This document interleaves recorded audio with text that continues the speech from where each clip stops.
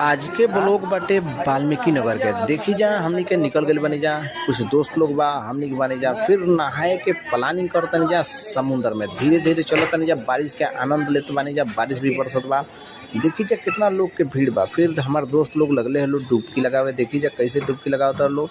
और डुबकी लगौला के बाद से हमरो नंबर आइल बा, हमहू नहैनी हाँ। फिर खूब इंजॉय कैनी है जा, सब लोग बहुत ही मजा लिया। बाकी लोग कूदत रहल, नाचत रहल, गावत रहल, काहे कि डीजे भी चलत रहल, बड़ा आनंद आवत रहल। बाकी लोग के भीड़ इतना रहल कि भक्ति जैसा लौकत रहल। जे भी मन से ना करे आ रहल भक्ति, वो मन से लागत रहल करे, काहे कि इतना भीड़ रहल, श्रद्धा रहल, लोग कूदत रहल, नाचत रहल, गावत रहल। और समुद्र के लहर भी गजब के बहत रहल, काहे कि बहाव इतना तेज रहल।